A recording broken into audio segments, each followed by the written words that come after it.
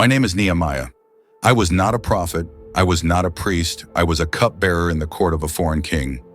My hands poured wine for royalty, but my heart ached for ruins far away.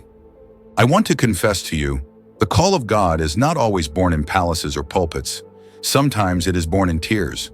For when I heard that the walls of Jerusalem lay broken and its gates burned with fire, I wept. I sat down, fasted, and prayed before the God of heaven. Nehemiah 1:3-4. In Persia I had power, but no peace.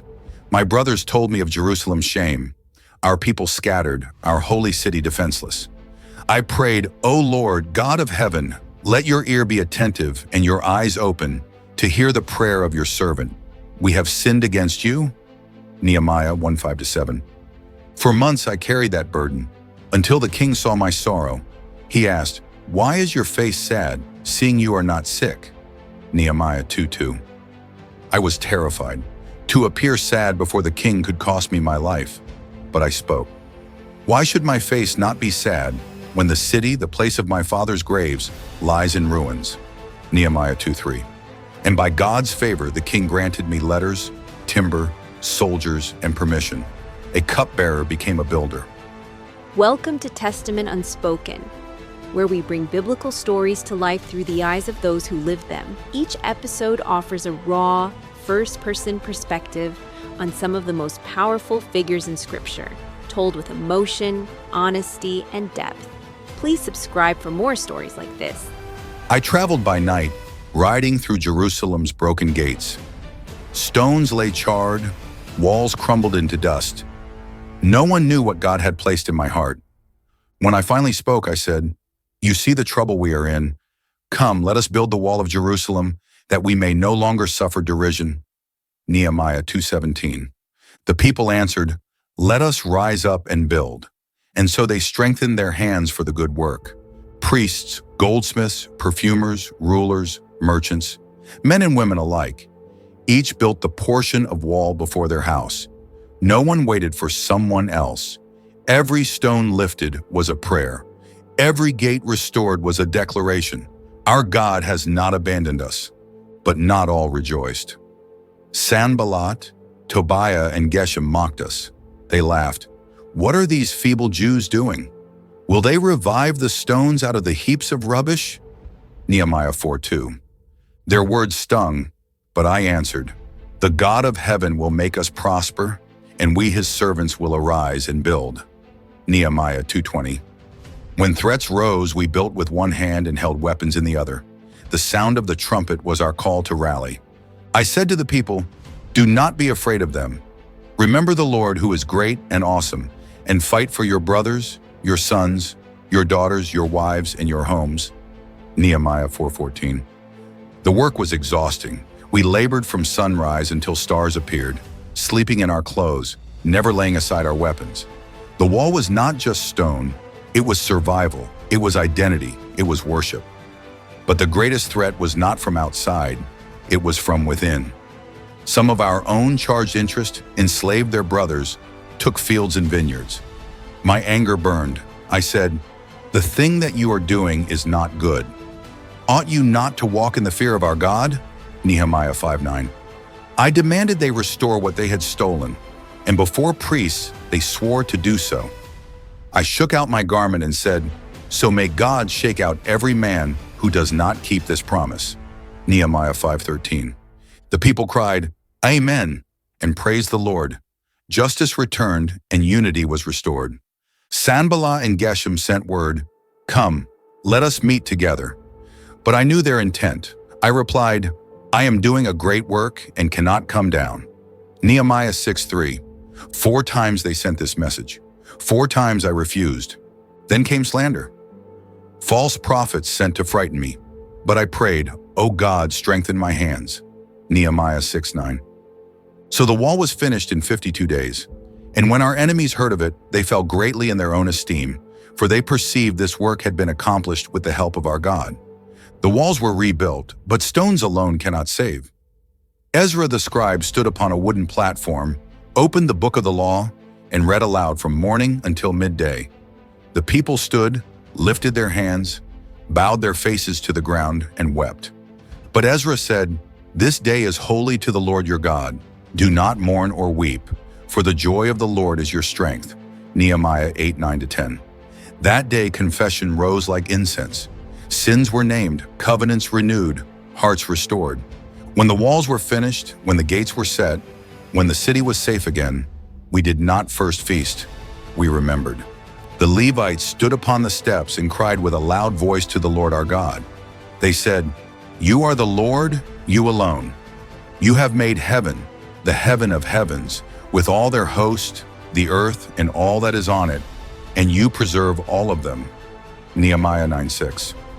We remembered Abraham, called out of Ur, chosen not for greatness, but for faith. We remembered Egypt, how our fathers groaned under slavery, and God split the sea, leading them with pillar of cloud and fire. We remembered the wilderness, manna from heaven, water from the rock, a law written by his own hand. And we confessed how often we turned away. But they and our fathers acted presumptuously and stiffened their neck, and did not obey your commandments. They refused to obey and were not mindful of the wonders that you performed among them. Nehemiah 9:16-17. We confessed rebellion, we confessed idolatry, we confessed exile. Yet we also confessed this: you are a God ready to forgive, gracious and merciful, slow to anger and abounding in steadfast love, and did not forsake them. Nehemiah 9:17. Tears stained the ground, but so did hope. So we bound ourselves in covenant. Princes, priests, Levites, and all the people put their names to it.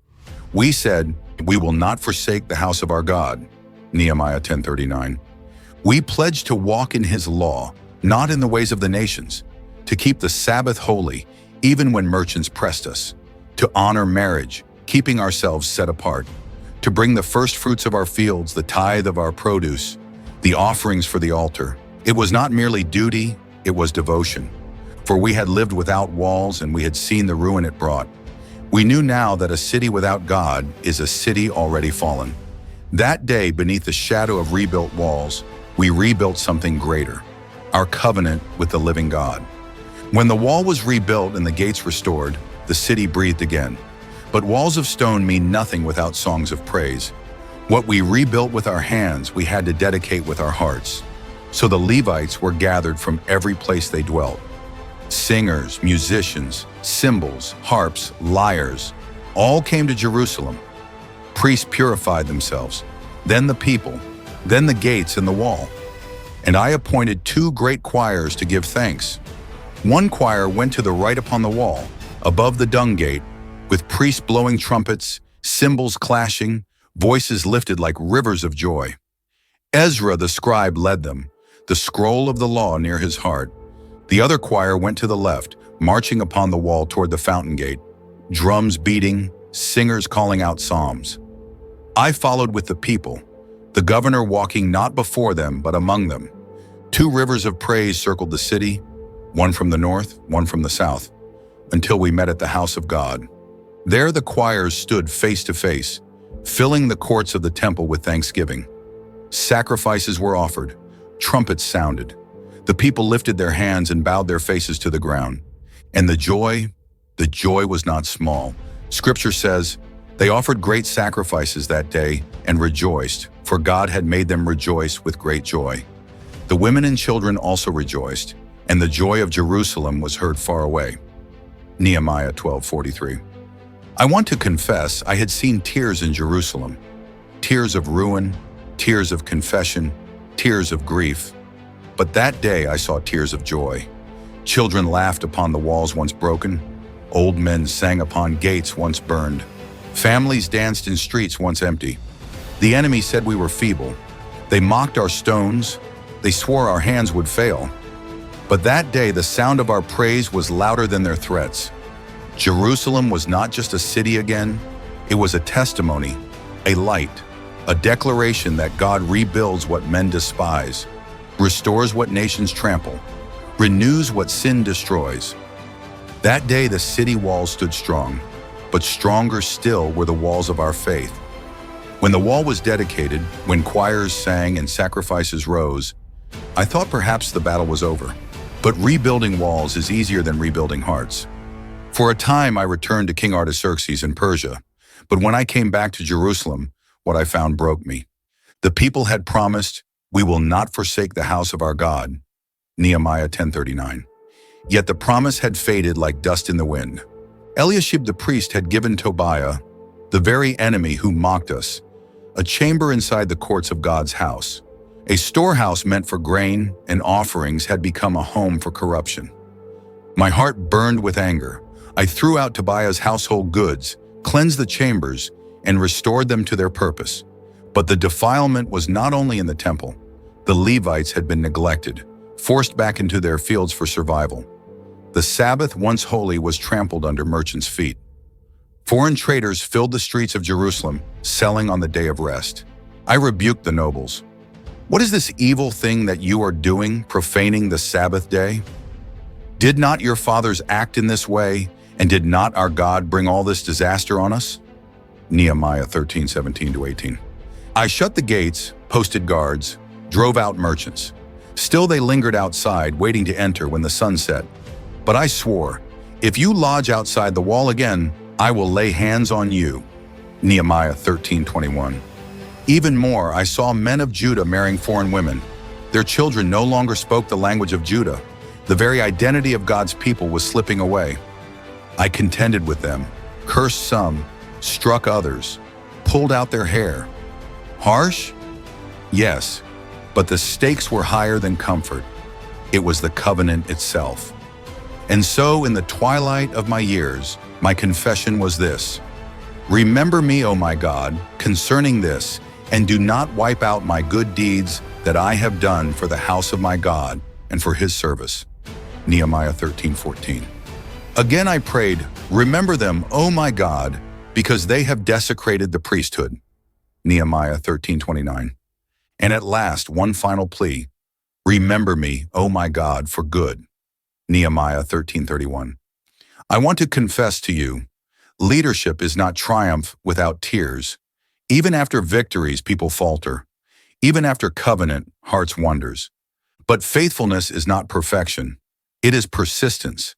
It is clinging to God when others drift, trusting that his mercy is greater than our failures. It is building walls that outlast your own strength. My name is Nehemiah. I was a cupbearer. I became a builder. Not by power, nor by might, but by the hand of my God. And if he could use my trembling hands to restore his city, he can use yours to rebuild whatever is broken. Do not despise the ruins, for the God who rebuilds walls still rebuilds lives. If you found meaning in these stories, don't forget to share them with others and subscribe to the channel. Your support is highly appreciated. Thank you. Hit the notification button